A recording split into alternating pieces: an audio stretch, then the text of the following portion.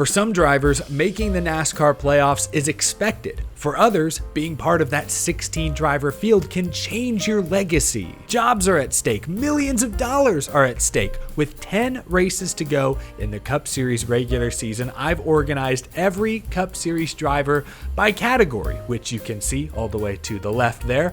I'll explain exactly what each category means as we go, but the first one is pretty self-explanatory. 10 drivers have already won races and are virtually locked into the postseason. That's Kyle Larson, Denny Hamlin, Christopher Bell, William Byron, Ryan Blaney, Joey Logano, Austin Cindric, Josh Berry, SVG, and Ross Chastain. Technically, some of those guys on the end aren't locked in yet. We could get more winners than we have playoff spots, but that's never happened before, and I don't think it's going to happen this season. Let's spend more time talking about these middle categories, beginning with the group that just needs to focus on getting more playoff points. Chase Elliott and Tyler Reddick are winless so far this season, but they've accumulated plenty of points. They should be safe. Both these guys should be taking big swings. A win is worth 5 playoff points that transfers through each round of the postseason. Stage wins are worth a playoff point apiece, but right now both driver 9 and 45 have zeros in both of those columns. Chase Elliott is a good road course racer, couple of top 5s on the season, several road course races coming up, could be a great opportunity, while Tyler Reddick just needs to finish where he runs. They've had top 10 speed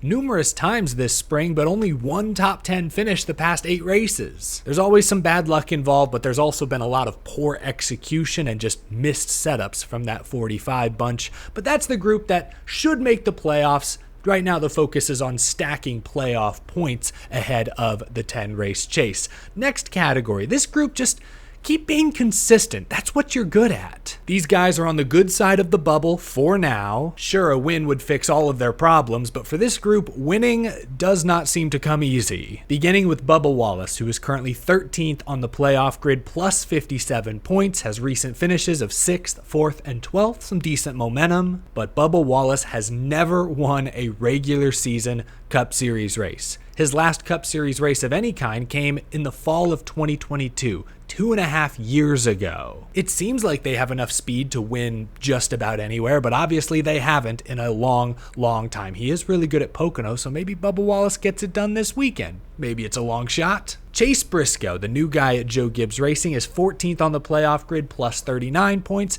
He recently won 3 straight poles, ranked 6th in top 5 finishes this season. Briscoe did win the Southern 500 last fall driving for Stuart Haas, but that 19 car is on nearly a 2-year winless streak. I think Briscoe could definitely point his way into the playoffs like Martin Truex Jr. did last season, but hopefully they grab a win somewhere. Darlington is a playoff race once again this year, so he can't win his way in there. And then there's Alex Bowman, 15th on the grid, plus 22 points. Alex Bowman has 1 Cup Series win the past 3 years. Back in March, April, Bowman was a top 5 points guy, extremely consistent. It's been a tough stretch lately, but hopefully that top 5 run at Mexico City can turn their summer around. So this group, I expect probably 2 of these 3 guys to make the playoffs. 1 will likely miss. A win would fix all your problems, but as we just mentioned, these teams, these drivers have struggled to win races the past few years. So let's move on to our next category. These guys, maybe not the most consistent, but they have the speed to win any week. This next group are drivers on the bubble that maybe could leapfrog past those consistent guys if they catch lightning in a bottle. We'll start with Chris Buescher, who won 3 races in 2023, only 1 win in 2024, and it was after the playoffs had already begun, but we've seen recently the 17 car has speed. Finished 2nd at Michigan 2 weeks ago, won a stage. He's also a great road course racer, top 10 at Mexico, won at Watkins Glen last season, outdueled Shane Van Gisbergen in the final laps. I'm a big believer in Chris Buescher, and I'm a believer in his teammate Ryan Preece, even though Ryan Preece has never won a NASCAR Cup Series race. He has 3 top 10 finishes in the last 5 weeks, finished 3rd at Las Vegas earlier this season. RFK Racing always brings rocket ships to the drafting track, so I feel like Ryan Preece could shock the world almost anywhere. Even road courses. I don't expect him to win a road course race, but he did qualify on the front row at Mexico City a few days ago. And one other driver I'll put in this category, I know I'm bold putting 2 drivers who've never won a race in the could win any week category, but my other driver is Carson Hocevar, sophomore Spire Motorsports representative. This team has struggled to put full races together. Mechanical issues have cost him at least a couple of top fives, maybe a few top tens, maybe even a win. Was side by side for the lead in the Coca-Cola 600 when the engine let go. Low on fuel, cut a tire while leading Michigan a couple weeks back. Carson ranks just outside of the top 10 in stage points earned this year. They have speed almost every week. Watch for Carson Hocevar to shock the playoff system sometime this summer. I believe any one of these three could win a race just about any week. Watch for them to play playoff, spoiler. But now we get to some real spoilers. Shane Van Gisbergen, road course ringer, won at Autodromo Hermanos Rodriguez in Mexico City this past Sunday to clinch a playoff spot. These next few drivers are tremendous road course racers in their own right and have a great shot of locking themselves in, either at Chicago, Sonoma, or Watkins Glen coming up later this summer. We'll begin with Michael McDowell, who qualified top 5 and finished top 5 at Mexico City. He's won a Cup Series road course before 2 years ago at Indianapolis. And we've seen McDowell show some flashes at intermediate tracks as well. Won the pole at Las Vegas,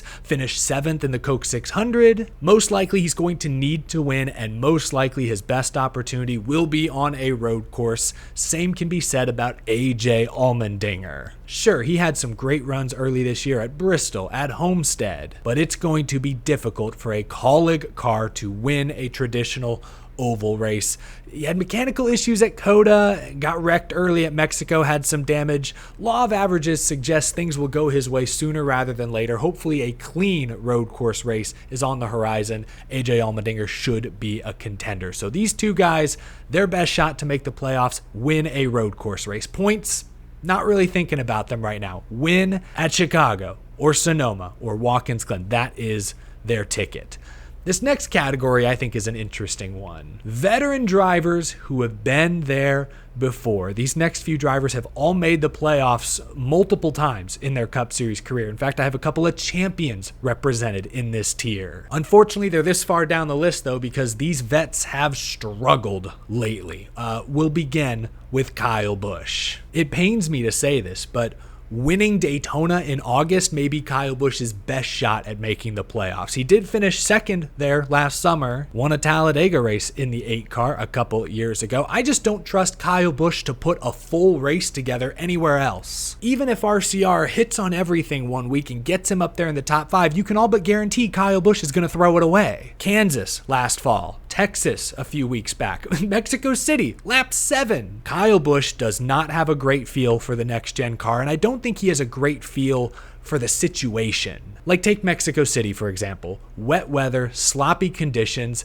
Might make sense to just ride for a bit. Kyle Busch is flirting with the top 10, has decent track position. No! Instead, Kyle Busch admitted in his post-race interview that he drove into his normal braking marker. What do you know? The car snapped loose and he wrecked. Did not work out. Or take Texas as another great example. Bumps in turn 4. Everyone knows how treacherous they are, especially on low air pressures. Just had a restart, pressures are low, might make sense to just ride that bottom lane with everybody else. Hold on to third place for a few laps before you go race. Or you can be the first guy into that second, third lane, hit the bumps and wreck. Like, no situational awareness. Obviously, the RCR cars aren't great, so Kyle Busch is trying to drive them at 110%, and you just can't do that in the next gen. You used to be able to slip and slide the Gen 6 a little more, but drivers talk all the time about how fine that line is in the next gen car. That's why Kyle Busch often oversteps and slips and wrecks these days. I don't have confidence in Kyle Busch to put a full race together, but he is a 2-time champion, made the playoffs way more times than he's missed, so gotta at least pay him some respect.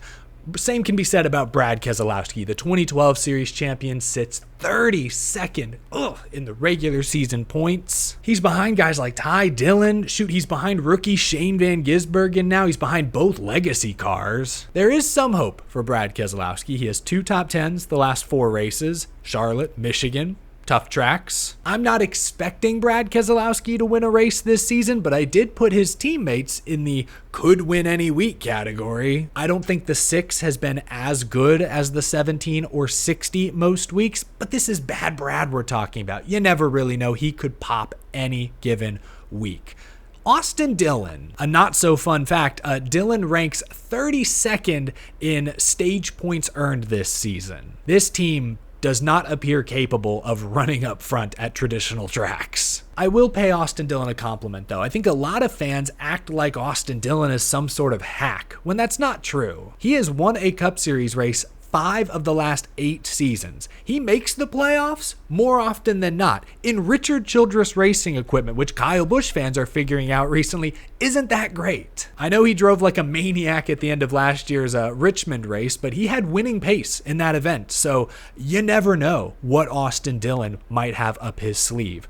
The last driver I'll include in this veteran category is Daniel Suarez, coming off an emotional weekend in his home country, winning the Xfinity Series race at Mexico City, but he's 28th in Cup Series points and has little to no momentum right now. He has won races 2 of the last 3 seasons to make the playoffs, Sonoma, Atlanta. Both those tracks are coming up in the next few weeks. Earlier, I made the comment that jobs could be at stake. Daniel Suarez may stay with Trackhouse regardless of how the regular season ends this year, but if he wins a race and makes the playoffs, his chances of keeping his ride go up significantly, I believe. So there you go, a group of veteran drivers who have all made multiple playoff appearances in their careers, struggling to find momentum right now, but you can never count out the cagey vet. This next category is kind of interesting, kind of a wild card category. These folks are just lurking. These drivers could maybe win at a non-super speedway. I don't think it's likely. I wouldn't pick any of these guys to make the playoffs at this point, but there's at least some reason to be optimistic about Ty Gibbs, for example. Finished 3rd recently at Michigan, had top 3 speed most of the day at Mexico City. He's more than 100 starts into his Cup Series career. He's due for his first career Cup Series win. Joe Gibbs Racing, really good at Pocono, usually. There's a few more road course races coming up. Ty Gibbs, you never really know. Eric Jones won the Southern 500 3 years ago in the 43 car. The legacy cars last season were back markers outside the top 30. Now, if you look at the points, Jones, Nemechek, 22nd and 23rd.